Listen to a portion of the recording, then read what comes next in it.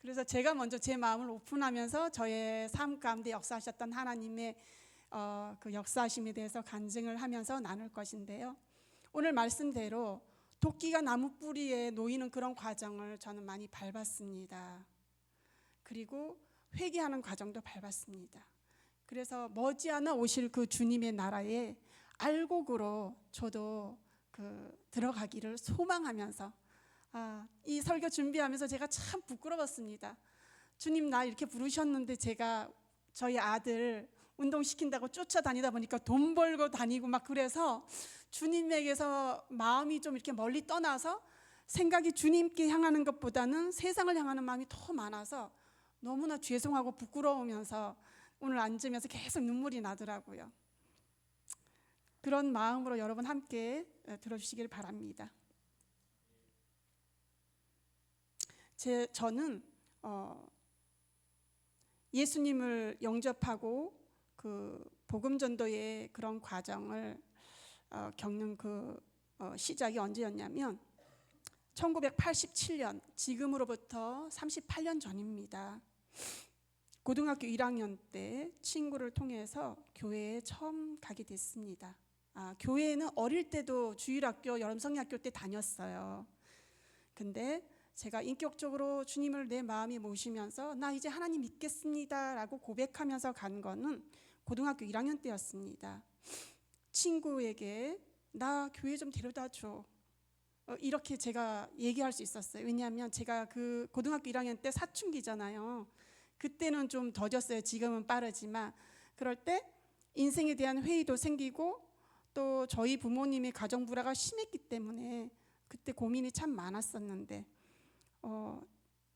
저와 어릴 때부터 친구였던 그 박성복이라는 친구가 있는데요.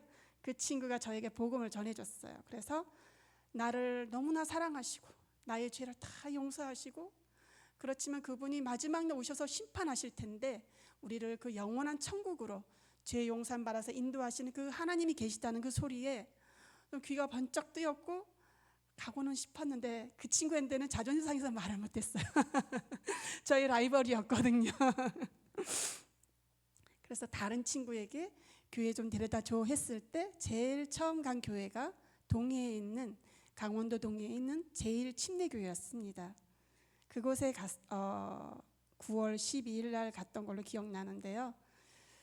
하나님과 화목하는 길이라는 소책자가 있었어요. 아주 손바닥보다 더 작은 책이었는데 그것을 통해서 하나님 말씀을 듣고서 예수님을 영접하게 됐습니다.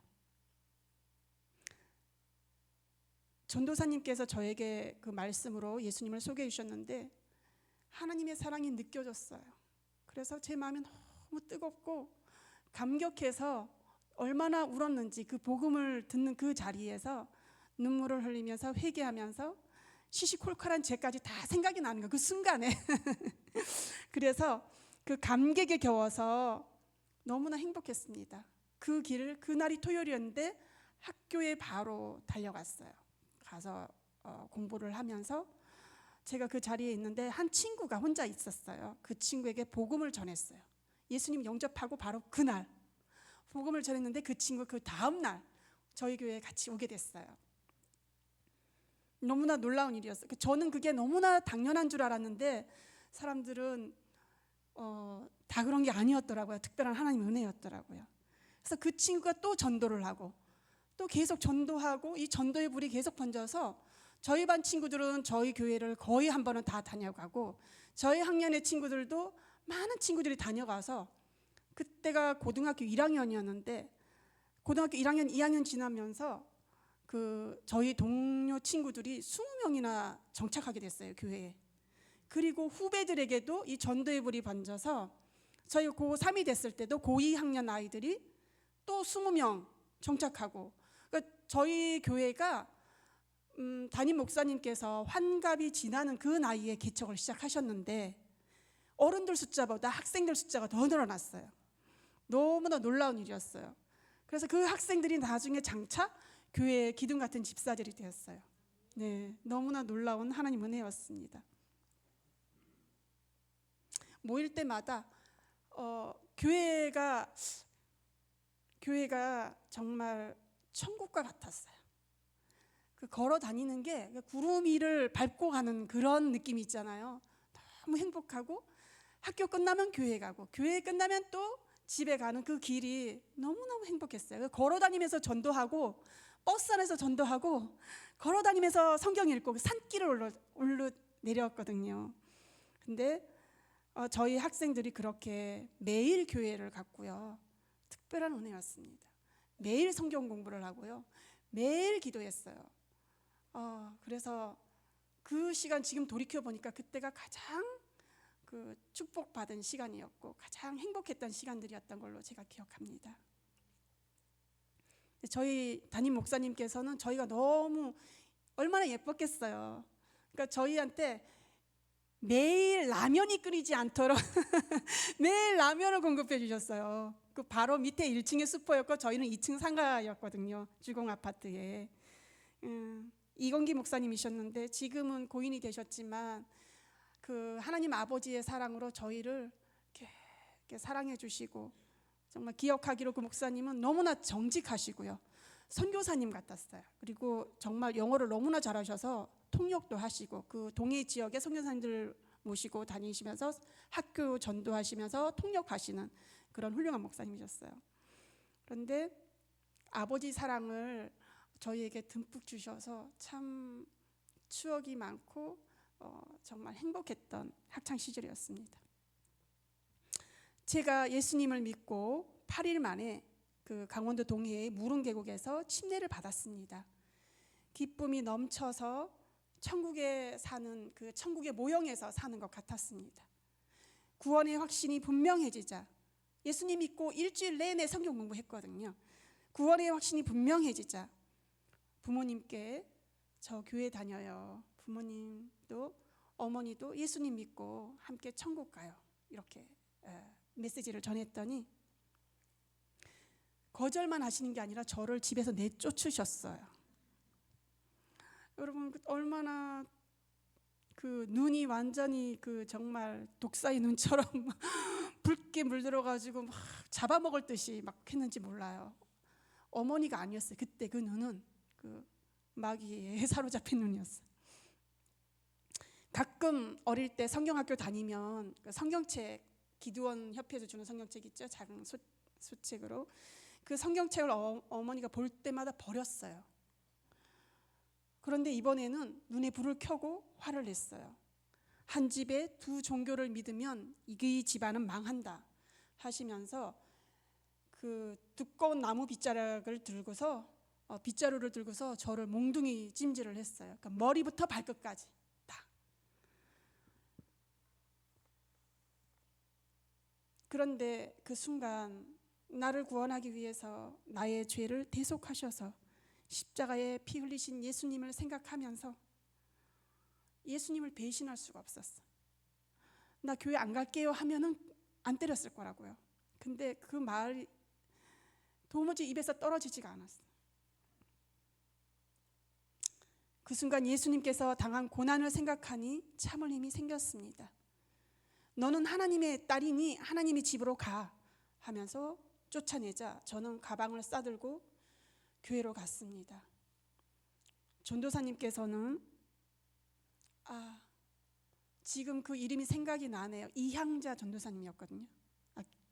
성은 모르겠고 하여튼 이향자 전도사님인데 사도행전 16장 말씀으로 바울과 실라가 옥에 갇혔을 때 찬양하면서 이겨내고 그 옥문이 열린 그 기적을 저에게 말씀해 주셨어요. 근데 다른 건 전혀 생각이 안 나는데 한 말씀이 꽂혔어요. 사도행전 16장 31절 다 아시죠?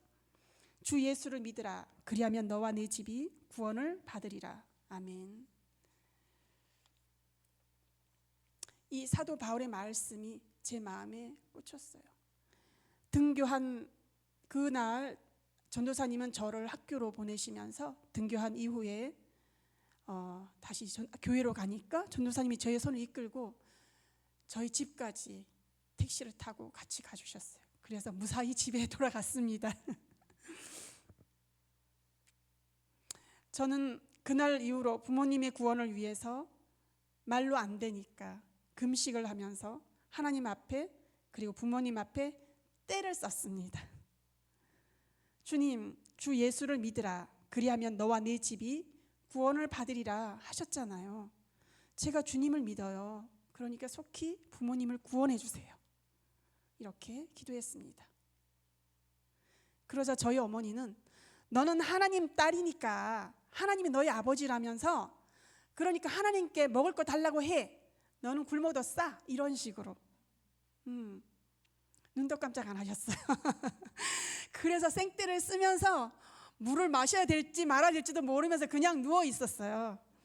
그런데 3일째 되는 날 도무지 안 되겠는 거예요. 이 엄마 기세를 봐서는 도무지 꺾일 분이 아닌 것 같았어요. 그리고 이 싸움이 하루아침에 끝날 것 같지 않았어요. 그래서 3일째 되는 날 그냥 밥을 먹기 시작했어요. 실패한 금식이었지. 그 후로 저는 공개적으로 이제 예수님 믿고 교회를 다녔습니다. 부모님이 예수님을 믿게 되는 시기는 그로부터 수십 년이 지난 후였습니다.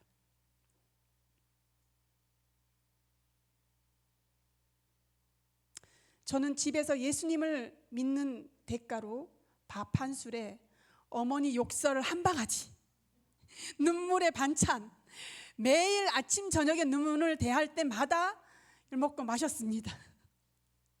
교회에서 하나님 말씀을 듣고 찬양하고 기도하는 그 시간이 저의 유일한 낙이었습니다. 주님께서 주시는 그 사랑과 위로로 믿음을 지킬 힘을 얻었습니다. 저는 생각했습니다. 다른 친구들은 순탄하게 교회 다니는데 왜 나만 이렇게 신앙생활 하기가 힘들지? 혼자 생각을 했습니다. 하나님께 하소연했습니다. 그런데 그 이유는 20년 후에 깨닫게 됐습니다. 왜일까요?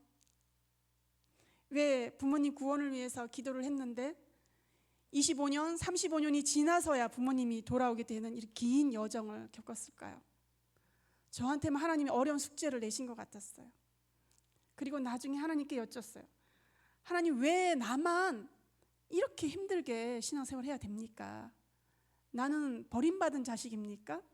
나를 안 사랑하나요? 이런 생각이 문득 올라왔어요. 그런데 나중에 주님이 뭐라고 하셨냐면 너는 잃은 것보다 얻은 게 더 많다 하셨어요. 고난이 저에겐 유익이 됐습니다. 여러분 아시죠? 요한복음 10장 27절에 내 양은 내 음성을 들으며 말씀하셨잖아요. 내 양은 예수님을 따르고 예수님 음성을 듣습니다. 주님은 오늘도 말씀하세요. 네. 주님은 각양 방법으로 말씀하세요. 강대상이 목사님 말씀을 통해서 그 말씀이 레마에 꽂히기도 하고 성경을 읽을 때도 그 말씀이 마음의 신비에 꽂히기도 하고 말씀이 불이 되기도 하고 어떤 때는 저처럼 그때 어릴 때 내 이성으로 어떤 생각이 잠잘 때는 없어지잖아요. 나 이성을 막 쓰지 않잖아요. 저는 머리를 쓰는 스타일이었거든요. 잔머리를 굴리는 스타일이었는데 이게 좀 가정의 내력이 있어요. 나중에 얘기를 할 텐데요. 그런 사람 하나님이 꿈으로 자주 말씀하세요. 그러니까 저는 처음 예수님 믿을 때 주님께서 꿈으로 많이 말씀하셨어요. 마치 구약의 요셉처럼 또 신약의 예수님의 육신의 아버지인 요셉처럼 꿈으로 말씀하셨어요.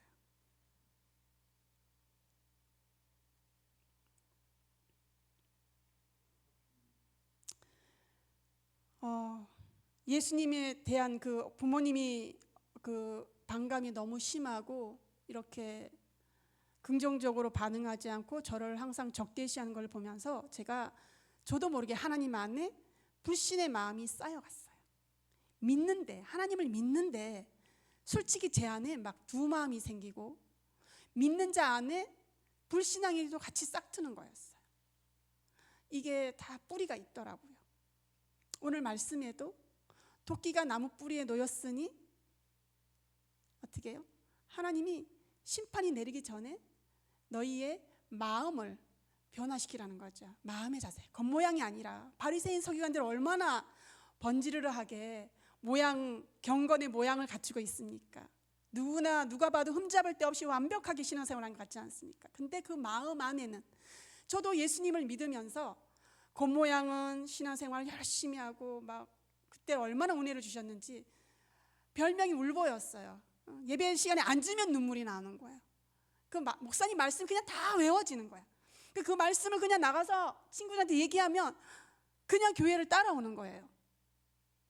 그래서 그때는 그게 어떤 하나님의 큰 은혜인지를 모르고서 제가 핍박이 심하니까 거기에 상응하게 믿음으로 이길 수 있도록 하나님 은혜가 각별하셨던 것 같습니다. 아멘.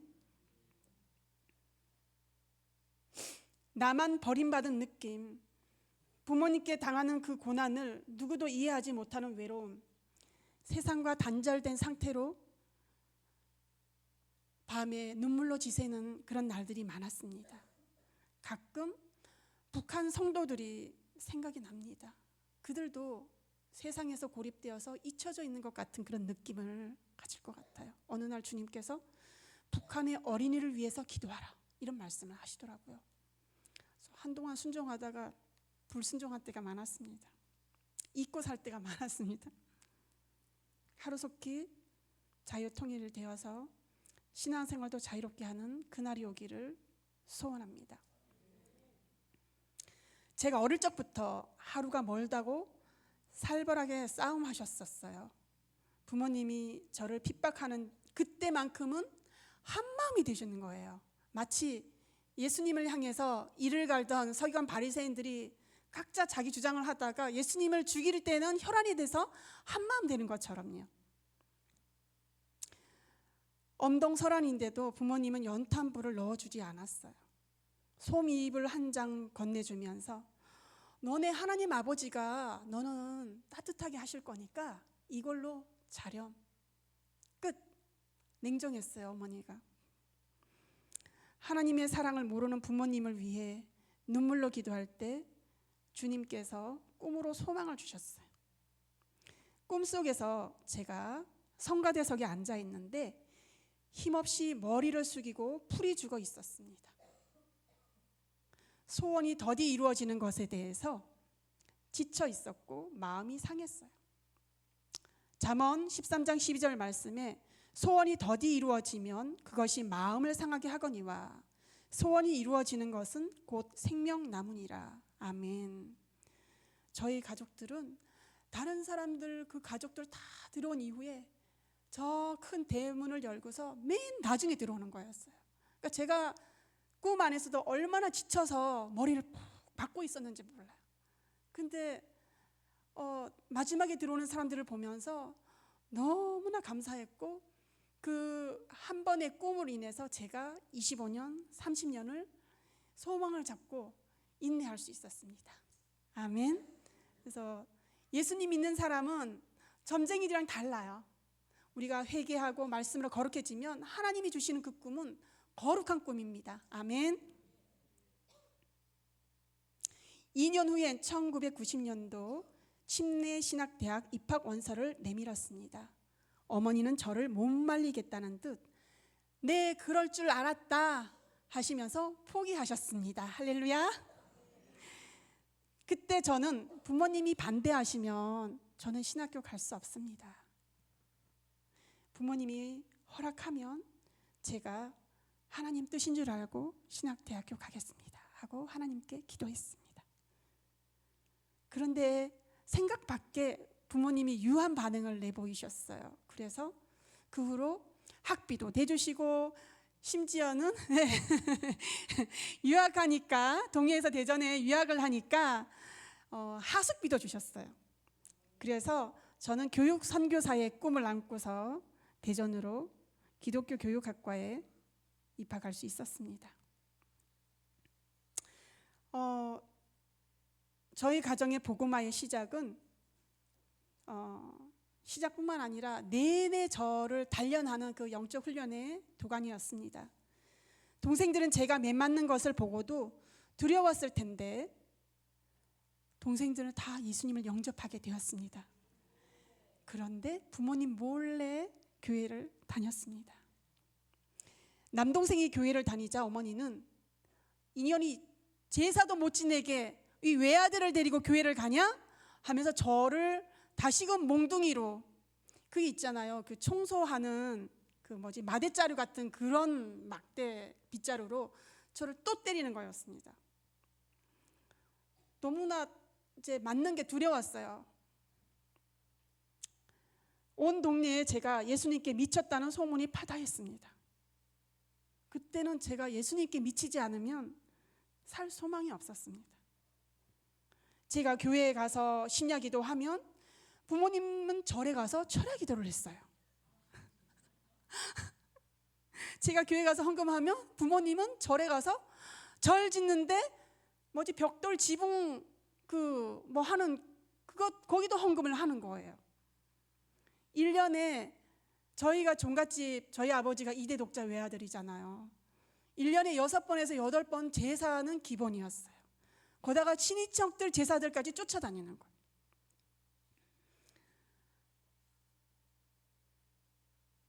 그러나 제가 예수님 믿은 이후 제사가 점점 줄어들더니 15년 전부터는 완전히 끊어졌습니다. 할렐루야. 저는 1남 3녀 중에 장녀로 동생이 3명 있습니다. 모두 예수님을 믿게 되었지만 4살 어린 여동생이 둘째 동생이었는데 부모님이 자기 자식들 여러 중에 한 아픈 손가락이 있잖아요. 그것처럼 이 동생이 제 마음을 참 아프게 했습니다. 제 이 여동생은 5학년 때 예수님을 영접하고 나서 나는 언니와 함께 선교사가 될 거야 라고 했었습니다. 그런데 이 동생은 모태에 있을 때부터 많은 마음의 아픔을 겪었던 친구입니다. 동생이 모태에 있을 때 부모님의 갈등과 불화가 아주 심했었습니다. 그리고 출생 후에는 아픈 날들이 계속 이어졌습니다. 부모님은 이 동생을 업고 산을 걸어 내려서 병원 다니시는 게 일이었습니다. 어느 날 이 동생을 위해 부모님은 무당을 집에다 불러놓고 구슬했어요. 얘가 돌 지난 때였습니다. 영아의 시기에 접신한 동생은 비록 후에 예수님을 믿게 되었지만 가계적인 우상숭배의 세력과 또 접신을 통해 들어온 그 무당의 영, 그리고 부모님의 잦은 불화, 그로 인해서 어머니의 가출, 이런 걸로 인해서 분리불안, 또 이런 부모님의 태도에 대해서 얼마나 분노했겠습니까? 표현하지 못하지만 마음이 용서하지 못하고 분노하는 이런 마음, 이 모든 것이 총체적으로 결합되어서 결국 19살 때에 정신분열증이 나타났습니다. 이 모든 것들이 주님의 돕기가 필요한 영역들이었습니다. 이걸 쓴뿌리라고 합니다. 제가 대학교 3학년 때에 실습 전도사로 대전의 유성에 있는 만년교회를 섬겼습니다. 졸업한 이후 동생을 데려와서 함께 생활하면서 5달을 같이 지냈습니다. 매일 찬양하며 말씀을 읽고 기도했습니다. 동생을 위해서 금식 기도를 하니 동생은 제가 무섭다고 하면서 제 옆에 오지를 않는 거예요. 도망 다니는 거예요. 아니 멀리서 강원도에서 대전 유성까지 왔는데 저랑 단둘이 지내는데 돌볼 사람도 없어요. 지킬 사람도 없어요. 근데 제가 금식하고 기도를 하면 얘가 도망가는 거예요. 그래서 경찰서 연락해서 경찰들이 얘를 데려오는 거예요. 그런 일이 몇 번 있었습니다. 교회에서도 같이 찾고 교회 성도님들 기도와 사랑과 이런 관심 때문에 제가 힘을 얻을 수 있었습니다. 금요일 밤에 한 달에 한 번씩 연합기도회가 있었습니다. 그 기도회에 함께 참석해서 장경동 목사님의 축사기도도 받았습니다. 그런데 놀라운 것은 악한 영이 그 당시에는 나갔습니다. 그런데 집에 와 보니까 다시 두루묵인 거예요.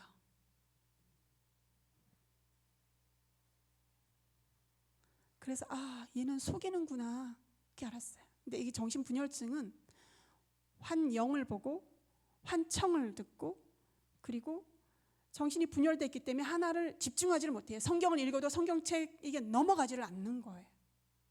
대화를 해도 대화가 이어지질 않는 거예요. 이 대화하다가 한순간 다른 얘기를 하는 거예요. 다른 세계에 사는 거예요. 이 현상의 세계가 아니라 동시에 여러 영역에 사는 그런 모습이었습니다. 동생 덕분에 저는 영적인 그 실체에 눈을 뜨게 됐습니다. 신앙생활은 장난이 아니었고 영적 전쟁의 연속이었습니다. 저는 시청각 훈련을 톡톡히 받았습니다. 성경 말씀에서 예수님과 제자들은 병든 자에게 손을 얹고 기도하면 치유와 축사가 일어나는 기적이 있었는데 왜 지금 그 일이 없지? 하나님께 여쭈었습니다. 의구심이 생겼습니다. 그 후로 예수님께서 하신 그 일을 저도 하게 해주세요. 오늘날 우리 교회도 해야 되지 않아요? 주님께 기도했습니다. 요한복음 14장 12절 말씀에 내가 진실로 진실로 너희에게 이르노니 나를 믿는 자는 내가 하는 일을 그도 할 것이요 또한 그보다 큰 일도 하리니 이는 내가 아버지께로 감이라 라고 주님께서 말씀하셨습니다. 아멘.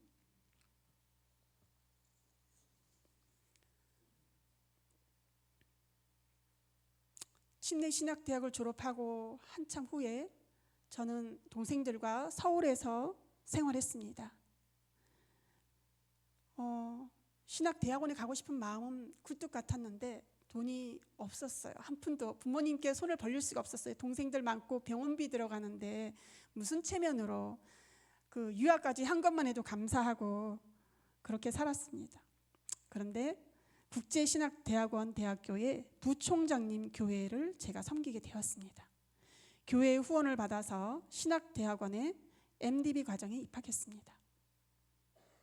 그 다음 해인 33살 그리고 2학년 가을 학기에 저는 결혼을 하게 됩니다. 주님께서는 믿지 않는 자와 멍에를 같이 매지 말라 말씀하셨습니다. 그런데 저는 주님 말씀에 불순종하였고 고난의 길을 자처했습니다.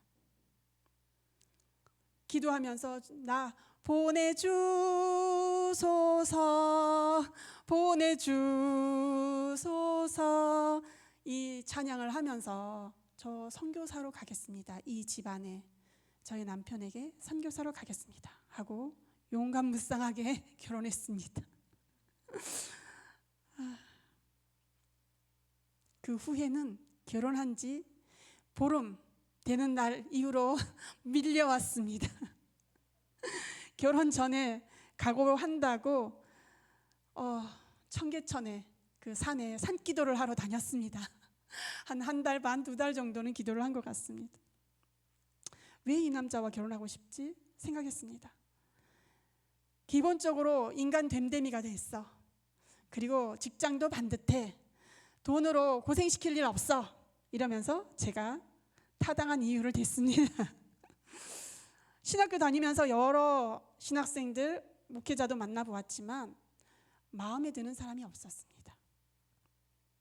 그런데 제 남편하고 결혼한 것이 그냥 외부 조건이 아니라 영의 끌림이었다는 것을 한참 후에 알게 되었습니다. 결혼 전에는 같이 교회도 다니고 손잡고 교회도 다니고 11조도 같이 하고 꿀떡같이 약속을 했습니다. 그런데 몇 달이 지나지 않자 남편의 마음이 변했고 본인이 편한 대로 화장실 들어갈 때와 나올 때 다른 것처럼 본인이 볼 일 다 봤습니다. 그러던 결혼 후 4년 이후에 2007년 여름에 2박 3일 밤낮으로 기도하던 중에 주님께서는 제가 목사가 되어 있는 모습을 보여주셨습니다. 또 제가 목회자가 되어서 사역하는 그런 모습들을 여러 번 말씀하셨습니다. 저는 사실 목사가 될 생각은 꿈도 꾸지 않았었습니다. 저는 전도사가 되고 교회를 협력해서 섬기고 또는 가르치는 선교사가 돼서 영혼들을 구원해야 되겠다 이런 꿈이 있었기 때문에 그리고 그 당시만 해도 침례 교단에서는 여자 목사 안수를 안 줬습니다. 그런데 남편이 목사 안수 받을 것을 먼저 제안했고 이것이 주님께서 저에게 말씀하시는 그런 확증이라고 생각했습니다. 계속 기도하면서 공부하면서 목사가 될 준비를 했습니다. 목사 안수 받은 후에 고향인 동해에서 교회를 개척했습니다. 3년 동안 훈련을 받았습니다. 그러면서 저를 친정과 시댁에서 분리시키는 작업을 하셨고 저의 내면 세계가 어떤지를 보여주셨습니다. 오늘 말씀대로 그 도끼 아래에 놓여야 할 제 마음의 상태들을 적나라하게 보게 되는 그런 계기가 됐습니다. 누구든지 그리스도 안에 있으면 새로운 피조물이라 이전 것은 지났으니 보라 새 것이 되었도다. 고린도후서 5장 17절 말씀을 처음 예수님 믿을 때 이 말씀이 저는 너무 좋았습니다. 왜냐고요? 저의 과거를 다 잊어버려도 되는 거였습니다. 지옥과 같았던 그 부모님과의 그 정말 살벌했던 그런 삶 속에서 하루하루가 너무 고통스러웠었습니다. 그래서 예수님 믿고서는 저의 온전히 지정의가 변화되는 그런 체험을 했기 때문에 그 과거는 주님 안에서 다 사라진 줄 알았습니다. 정말. 그런데 그때 이후로, 결혼한 이후로 남편과의 그 삶 가운데 드러나는 저의 모습을 보자 저는 정말 경악할 수밖에 없었습니다. 저는 시댁의 사람들에 비해서 자칭 의로운 사람이었습니다. 대학원까지 했습니다. 저희 남편은 고졸이었습니다. 그러니 제가 시댁의 사람들을 마음에 없이 여기는 그런 마음이 있었습니다. 근데 주님께서는 아주 코가 납작해지도록 그 남편과의 삶을 통해서 겸손을 배워가게 하셨습니다. 그 당시만 해도 율법주의적인 사람으로 그 율법주의 영에 매여서 주의를 안 지키면 절대 안 돼 이래서 시누이가 결혼식 하는데 안 가겠다고 했었습니다. 나중에 회개를 하고 결혼식도 참석했고 어느 날 주님께서 너 안에 있는 율법주의 영이 나갔다 말씀하실 때까지 저는 그렇게 계속 연단을 받았습니다. 제가 칭의를 의롭다함을 얻은 죄인인 것을 망각한 채로 그 당시는 교만하게 살았었습니다. 하나님께서 저의 내면을 낮추고 부수는 과정의 연속이었습니다. 교회 개척 후 2년이 되어서도 성도 한 사람이 없었습니다. 3년쯤 되었을 때 남편조차 나오지 않고 혼자 저는 밤낮으로 찬양과 기도로 예배하며 교회를 지켰습니다. 남편은 마치 구멍가게 하나 차려줬으니 내 할 일은 다 했다 이런 태도였습니다. 그래서 저는 당신 나랑 결혼하기 위해서 사기쳤고 나는 사람들이 봤을 때 아니 남편이 신앙생활도 안 하는 가짜 목사 아니야? 라고 얼마든지 얘기할 수밖에 없는 상황이야. 그렇기 때문에 나는 이 결혼을 유지할 수 없어. 이 결혼 무효야 하고 이혼의 서류에 도장을 찍었었습니다.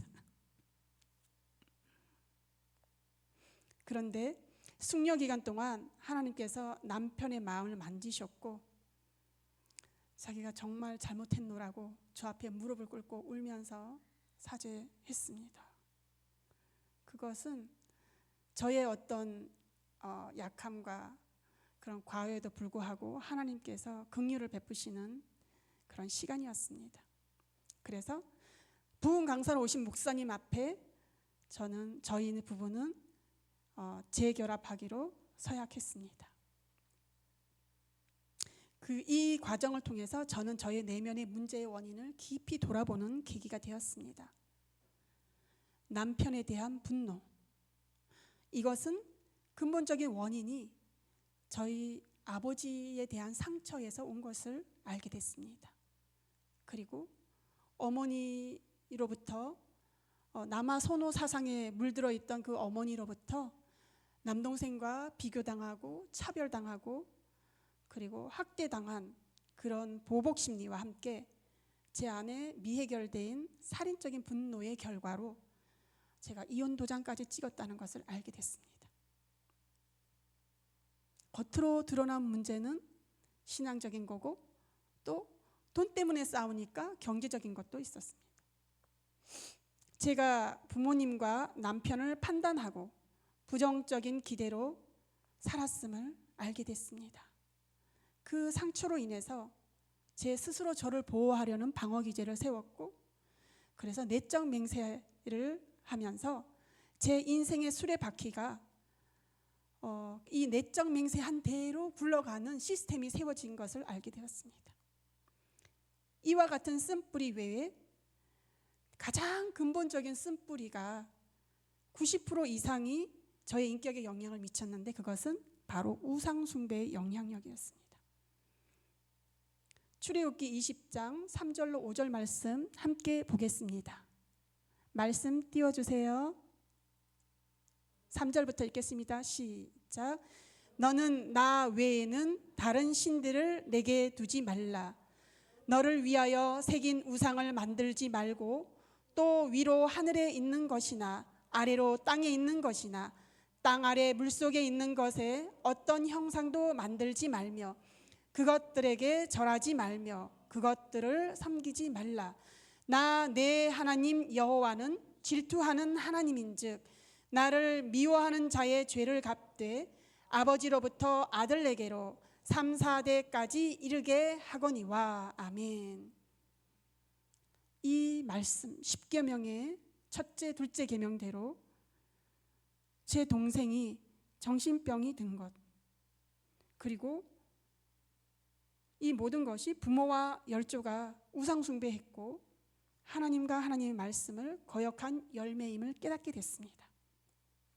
신명기 28장 28절도 같이 보겠습니다. 시작. 여호와께서 또 너를 미치는 것과 눈 머는 것과 정신병으로 치시리니. 아멘. 이스라엘을 향한 약속입니다. 축복과 저주가 내 앞에 놓였으니 너희는 선택해라. 하나님을 사랑하고 하나님 말씀을 순종하는 자는 이와 같은 복을 받을 것이고, 들어가도 나가도 복을 받고, 너가 짓지 않은 집에 살고 키우지 않은 포도원에서 먹을 것을 먹을 것이고, 그런데 너가 하나님을 멀리하고 하나님 말씀을 버리면 이와 같은 저주를 받으리니 하는 그 저주 중에 하나가 바로 미치는 것, 눈 먼 것, 정신병으로 치시리니 였습니다. 바로 여기에 저희가 해당됐고, 저희 가족의 이런 아픔과 상처와 고통이 이 우상숭배의 영향력으로 3, 4대 열조의 그런 죄로 인해서 저희에게 내려오는 것을 알게 됐습니다. 의학적으로도 할머니가 엄마를 임신하는 그 순간 8개월 됐을 때 그 이후로 그 엄마의 씨 속에 저의 씨도 함께 있다는 것입니다. 이게 의학적으로 트라우마가 그렇게 전수된다는 것을 얘기했습니다. 영적인 것도 마찬가지입니다. 이것이 대물림됩니다. 이 저주가 3, 4대까지입니다. 그러나 하나님은 은혜로우셔서 하나님을 사랑하고 말씀에 순종하는 자는 1000대까지 은혜를 베푸신다고 약속하셨습니다. 아멘. 부모님의 구원이 더디고 예수님을 믿는 것을 그렇게 방해했던 그 원인도 그와 같은 위에서 서술했던 우상숭배의 영향력 때문임을 말씀을 통해 알게 하셨습니다. 그렇지만 우리 하나님께서는 우리를 건지셨습니다. 그렇죠? 아멘. 네.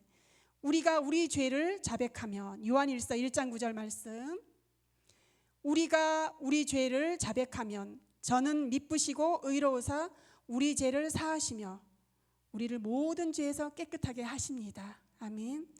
그래서 이 말씀을 의지하면서 저는 죄를 낱낱이 고백했습니다. 제가 살기 위해서요. 그렇지 않으면 계속 도끼가 내리칠 거니까, 심판이 바로 삶 가운데 이루어지고 있으니까, 도망갈 것도 없고 숨을 것도 없고, 제가 아니면 이 집안에, 이 가문에 이 일을 해결할 만한 제사장이 없는 것입니다. 동생의 경험처럼 축사하면 어둠이 나갔다가 다시 들어오는 것은 마치 오염물, 똥이 있으면 똥파리가 계속 날라드는 것처럼, 쫓아내면 또 오고 쫓아내면 또 오고 하는 것처럼 그와 같은 이치라는 것을 나중에서야 깨닫게 되었습니다. 쓴뿌리를 가지고서는 더 이상 이대로는 살 수 없다는 각오로 이를 악물고 기도했습니다. 회개의 과정을 통과하는 중에 주님께서는 저희 가정에 자녀를 주셨습니다. 오늘 왔던 저의 아들, 이 사랑스러운 아들에게 내가 재산을 물려주지 못할 망정 2층에 갔을 겁니다. 우상숭배의 이 죄성까지는 물려줄 수 없다. 사실 제가 이 우상숭배의 영향력 아래에 있으니까요, 예수님을 믿는데 예수님을 온전히 믿을 수가 없었어요. 믿어지지가 않아요. 언제는 믿었다가 언제는 의심했다가, 이 마음의 이 갈등이 표현을 안 해서 그렇지 하루에도 여러 차례인 거예요. 그러니까 말씀 그대로 믿지를 못하는 거예요. 이 우상숭배의 이 죄성을 절대로 대물림하지 않겠다, 이런 각오로 저희 아이가 1살 돌 지났을 때, 그 전에도 회개했지만 돌 지났을 때도 하나님께서 은혜를 주셔서 하루 20일을 금식을 하는데 하루에 2끼씩 금식을 한 거예요. 집에서 남편 밥 해주면서 저희 아내 밥 먹여가면서. 그러니까 뭐 온전하게 금식을 했겠어요? 근데 하나님께서는 그것을 받아주시더라고요. 어느 날 너는 40일 금식을 몇 번 했다 말씀하시는 거예요. 와, 우리 하나님은 상대평가하는 게 아니라 절대평가하시는구나, 이걸 받아주셨구나 뒤늦게 알게 됐습니다. 그런데 회개를 하면 할수록 죄가 끔찍하게 싫었고, 그리고 그와 같이 큰 많은 죄에서 구원해 주신 주님의 은혜가 너무나 감사해서 눈물만 흘렀습니다.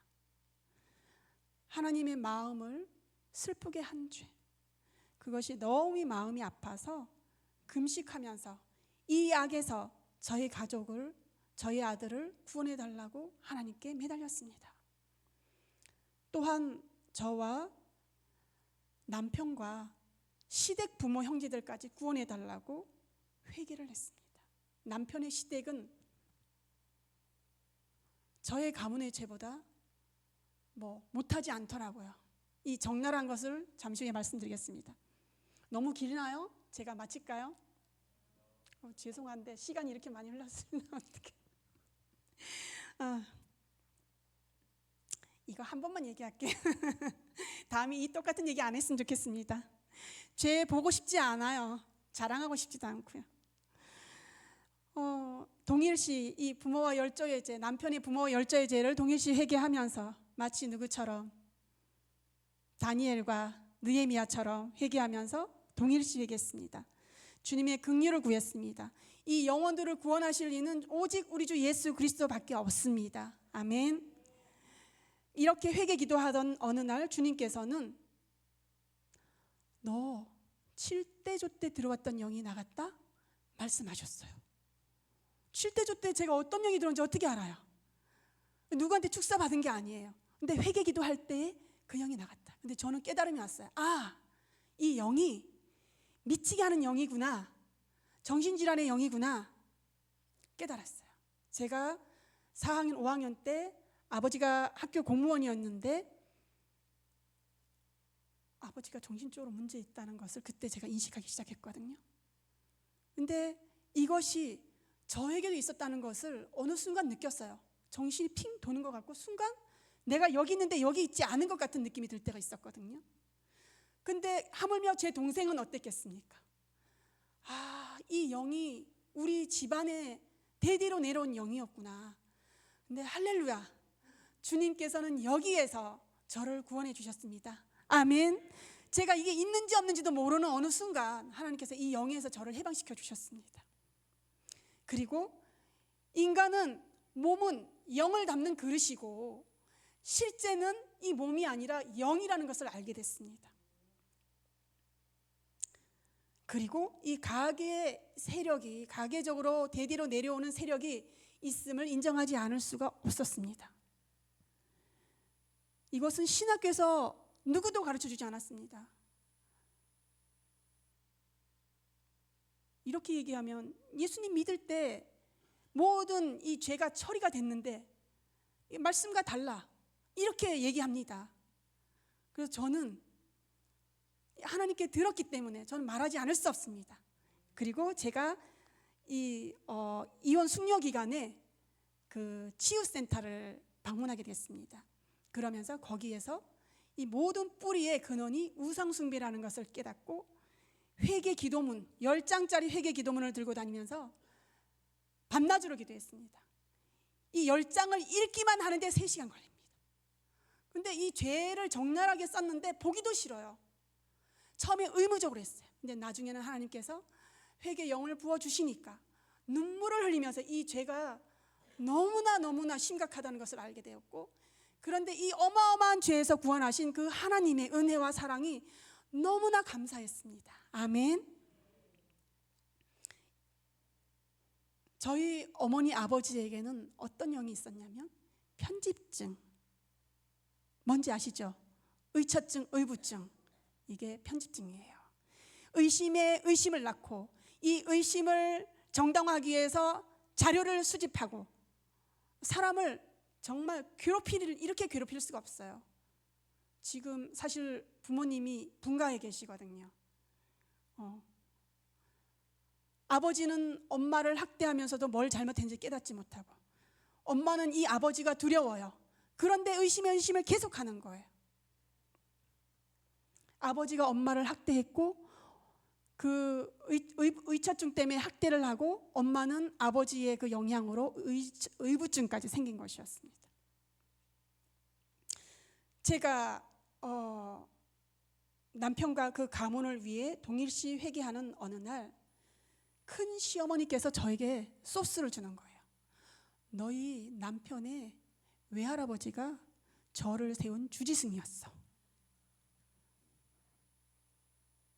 그런데 더 가관 아니게 제가 기도 중에 주님이 저에게 뭐라 하시냐면 저희 열조 중에 박수무당이 있다는 거예요. 어마어마하죠. 저희 외할아버지가 박수무당이었다는 거예요. 외고조 할아버지가 박수무당이었다는 거예요. 그럼 그 영이 누구에게 있을까요? 어머니에게도 있고 저에게도 있는 거예요. 그래서 주님, 저 여기서 해방시켜달라고 울면서 기도했어요. 그리고 한국교회 많은 여자 목회자들 중에 많이들 이렇게 본다, 듣는다, 막 점치듯이 하는 사람들 많아요. 근데 깨끗해, 거룩한 그 영 안에서 주님이 주시는 지혜와 계시의 영으로, 깨달음으로 볼 수도 들 수도 있어요. 그거는 주님이 주시는 거기 때문에 정확하지만, 이 우상숭배의 세력이 처리되지 않고 회개하지 않고 그런 사람들 안에서 하나님께로도 온 것도 있지만 이 어둠의 세력부터 온 것이 있기 때문에 양신 역사한다 합니다. 저도 당한 적이 있고요. 목사의 탈은 썼는데 그 안에 영은 무당이에요. 그래서 목사님들이, 성도들이 뭐 기도원 간다 이러면 별로 안 좋아하셨어요. 저는 이것이 사실인지 확인하기 위해서 저희 작은 외할머니, 생존하시는 작은 외할머니께 달려가서 여쭤봤습니다. 그런데 이거는 너 그거 어떻게 알았니? 이거 우리 집안의 비밀이야. 너네 엄마 알면 절대 안 돼.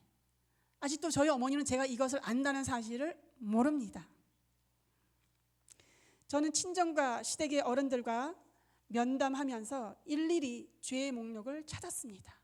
마치 이 보물찾기 하듯이 이 죄를 찾아내기 시작했어요. 그래서 이 쓴뿌리를 잘라내기 위해서 각고의 노력을 했습니다. 그러던 어느 날 주님께서는 저에게 너는 우상숭배 회개를 세계적으로 했다 말씀하셨어요. 이 말씀으로 주님은 저를 격려해 주셨어요. 제가 예수님 믿는 것을 격렬하게 반대했던 그 원인이 외조부터 내려온 무당의 영 때문이었음을 알고 나니까, 이 무당의 영이 있는 사람은, 특히 박수무당이 있는 사람은 만사가 무당적인 거예요.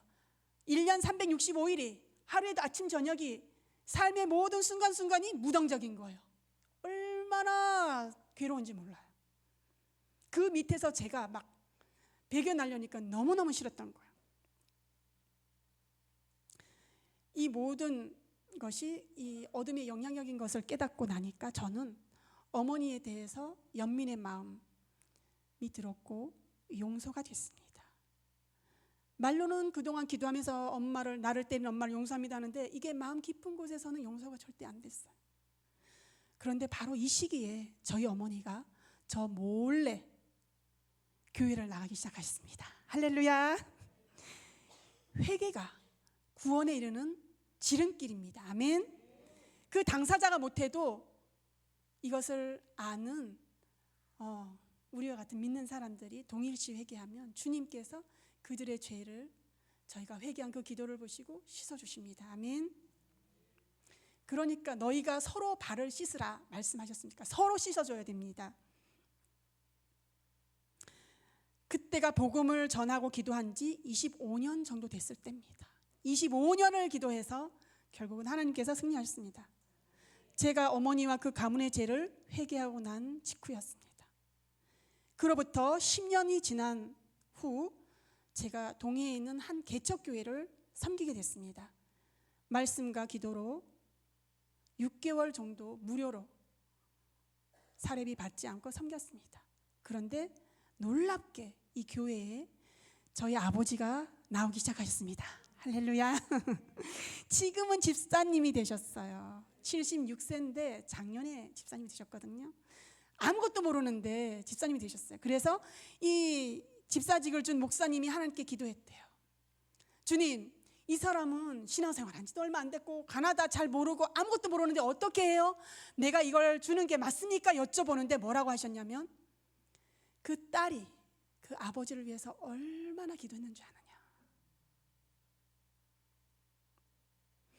우리가 기도한 거는 하나도 떨어지지 않고 하나님이 다 계산해 주셨다가 하나님의 때에 하나님의 방법으로 하나님의 종을 보내서 복음을 듣고 영접하게 하십니다.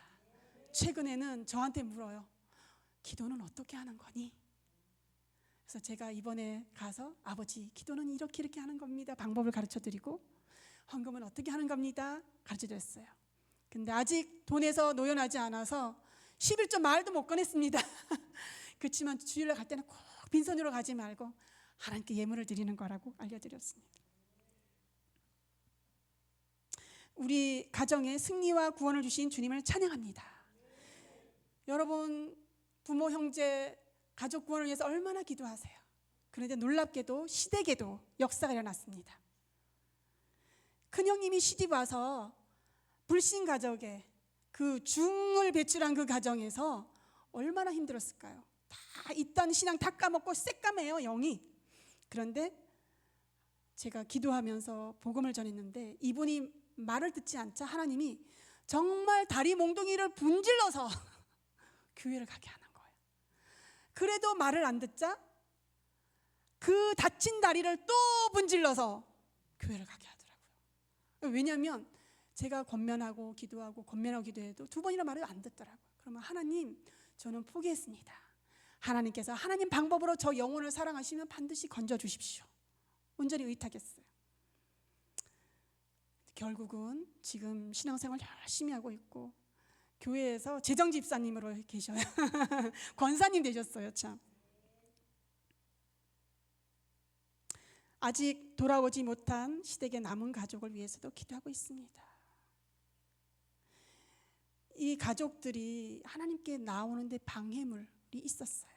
그 원인이 뭐냐면 하나님 말씀 살펴보겠습니다. 고린도후서 4장 4절 말씀. 고린도후서 4장 4절 말씀 시작. 그 중에 이 세상의 신이 믿지 아니하는 자들의 마음을 혼미하게 하여 그리스도의 영광의 복음의 광채가 비치지 못하게 함이니 그리스도는 하나님의 형상이니라. 아멘. 저들이 믿고 싶어도 못 믿는 겁니다. 그 안에 있는 어두움이 눈을 가려요. 하나님의 복음의 빛, 예수 그리스도 안에 있는 하나님의 형상의 그 빛을 가려서 보지 못하고 듣지 못하고 믿지 못하게 하는 겁니다. 그렇기 때문에 우리가 그 한 영혼을 위해서 교회에 와보세요, 와보라 빌립처럼 얘기할 수도 있지만 그 영혼이 믿음 안에서 뿌리 내려서 바르게 자라도록 정말 우리가 그렇게 되기를 원한다면 특히나 남이 아닌 우리 가족이 그렇기를 원한다면 왜 안 가니가 아니라 내가 동일시 회개하고 내가 사랑으로 주의 말씀을 증거하면서 겸손하게 하나님께 구하면 하나님 반드시 열매 맺게 하실 줄 믿습니다. 아멘. 그리고 또 한 가지 드릴 말씀이 많지만 우리 대한민국에 지금 청년들이 여러분 뉴스를 보셔서 아시다시피 직장을 구하러 캄보디아, 베트남, 태국으로 갔다가 잡혀서 마약도 강제로 투입하게 되고 장기 밀매도 당하고 보이스피싱이 악의 도구로도 사용되잖아요. 왜 그럴까요? 한국에는 교회가 아주 많은데 기독교 인구가 1,500만 정도 되는데 왜 이 사회에 영향을 끼치지 못할까요? 그걸 고민하게 됐어요. 남의 일이 아니거든요. 우리 주변에 그 누구도 될 수 있고 믿지 않는 우리 하나님의 보호막이 없어요. 믿지 않은 자들은 보호막이 없어요. 믿는 자들은 하나님의 천사가 보호해 주십니다. 아멘. 그렇지만 그들을 남이 아니고 우리의 가족과 다름없잖아요. 그래서 이 영혼들이 주님께 돌아오도록 우리가 정말 기도해야 되는데 이들이 이렇게 어둠의 길을 끌려가는 이유가 바로 이 흑암의 세력, 믿지 아니하는 자들을 혼미케 하는 이 어둠의 세력 때문인 것을 하나님이 깨닫게 해주셨어요. 그래서 마찬가지로 우리 대한민국이 기독교가 많은데 계속 부흥의 부흥을 거듭해서 믿는 자들이 그리스도의 장성한 분량에 이르러서 사회에 덕을 끼치고 본이 돼야 되는데 오히려 욕먹잖아요.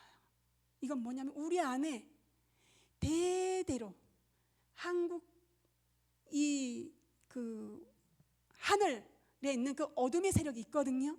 그게 뭐냐면 저 하나님이 어디까지 회개하게 하시냐면 삼국시대 신라시대, 제가 경주 김씨거든요. 계린군파거든요.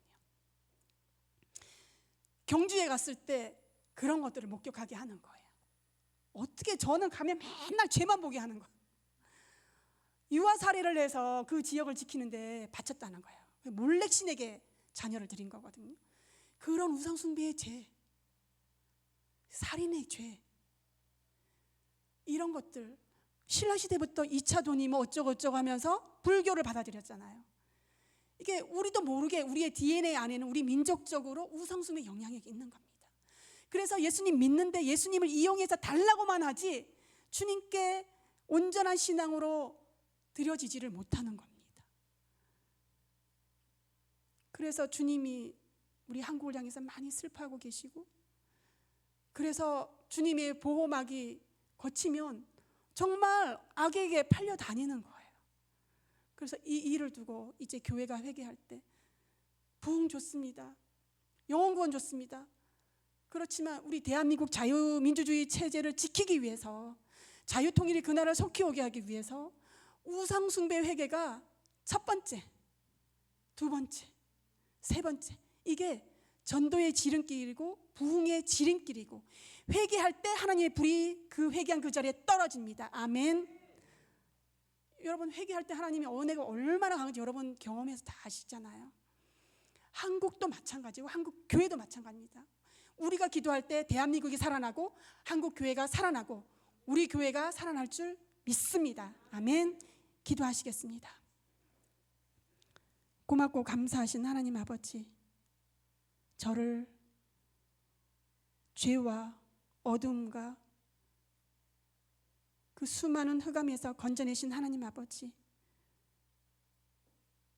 우리 부모와 우리의 가족들을 구원해내신 하나님 아버지, 말할 수 없는 하나님의 은혜를 인하여 감사합니다. 대한민국에 교회를 세우시고 일찍이 선교사들이 피를 흘리며 하나님의 사랑을 우리에게 쏟아부어 주신 것을 인하여 감사합니다. 그러나 민족적으로 우상숭배를 함으로, 저와 저의 열조가 우상숭배함으로 하나님이 주신 이 모든 복을 뒤로하고 저희가 하나님을 배척하고 어둠을 선택하며 불신앙한 저희의 죄를 용서하여 주옵소서. 저희에게 회개영을 부어주시고 하나님의 성령에 불러 저희를 소멸하셔서 하나님, 도끼가 나무 뿌리에 내리치기 전에 저희가 회개함으로 알곡이 될 수 있도록 성령님 역사하여 주시옵소서. 우리 엘찬양교회를 사랑하시고 주님 인도하심을 감사하오며 지금까지 알곡들을 남겨주셔서 그루터기를 남겨주셔서 하나님 주님 사랑 안에 보호받고 인도해 주셔서 감사합니다. 귀한 목사님과 또 성도들을 주님이 사랑하시오니 주님께서 더 큰 은혜를 부으셔서 회개케 하시고 주님 앞에 정결케 하셔서 주님 알곡들이 되게 하시고 저희 안에 쓴뿌리들을 다 제거하여 주시옵소서. 주님의 은혜와 사랑을 감사하오며 예수 그리스도 이름으로 기도하옵나이다. 아멘.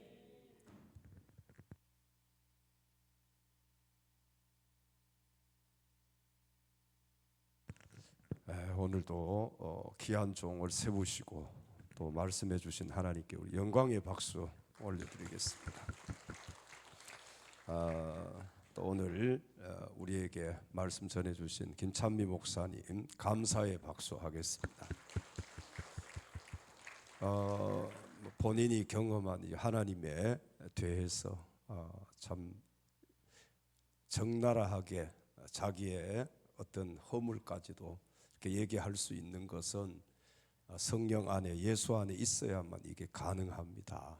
다 숨기려고 하잖아요. 너무너무 감사하고 좀 또 이해가 안 가는 부분들이 있으시면은 가계에 흐르는 저주를 끊어야 산다라는 책이 한 30년 전에 나왔을 거예요. 아마 여기 보신 분들도 있을 것이고 지금도 계속 이렇게 출판이 되더라고요. 혹시 그 한번 책도 읽어보시면 오늘 말씀 좀 이해를 여러분들이 하실 수 있을 거예요. 우리 옆에 계신 지체들 다음에 2부 또 하셔도 괜찮습니다. 다음 설교 때 2부 하셔도 괜찮아요. 우리 인사 한번 하실까요? 오늘 이렇게 3부까지 예배 드렸으니까 여러분 승리하셨습니다. 우리 인사하겠습니다. 승리하셨습니다. 좀 예배 드리는 분들이 자꾸 많아지면 좋겠고요. 우리가 다시 이제 회복을 해야 되잖아요.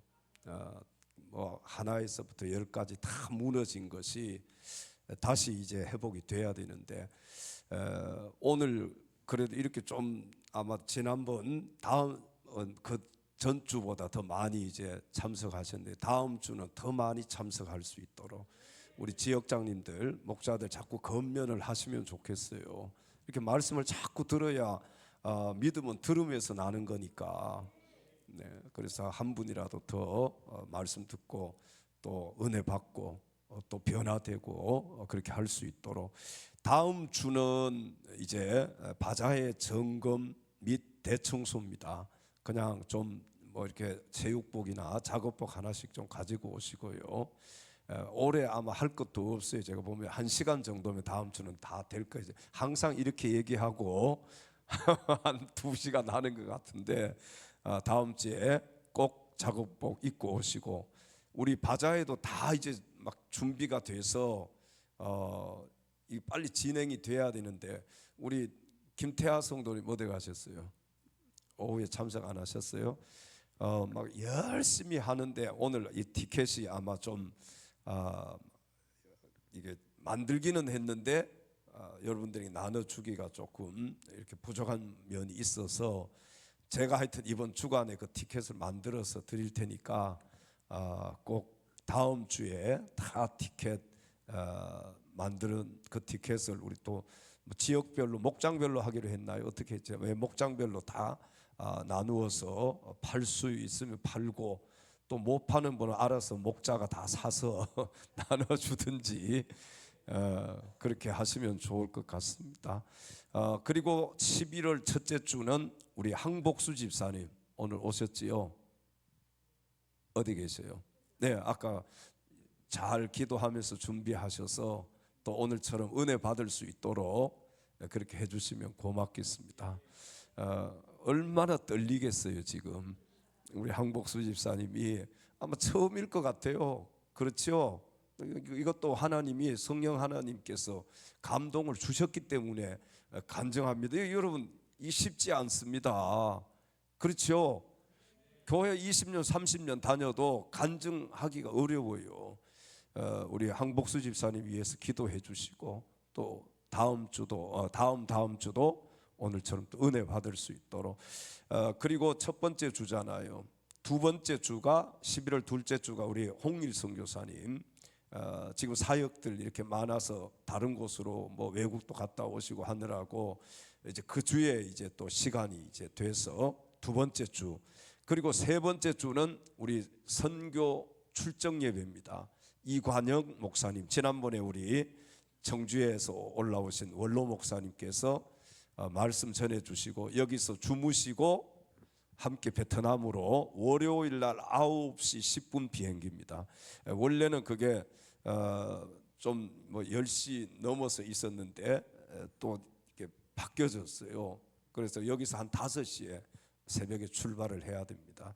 여러분 기도해 주시고 또 한 주간 잘 다녀올 수 있도록 그리고 그 16일 날이죠. 16일 날이 또 뭐예요? 가장 중요한 추수감사절 전도 축제입니다. 오늘 얼마나 아쉬운지 모르겠어요. 전도 행진이 지금 계속해서 8월 첫 주부터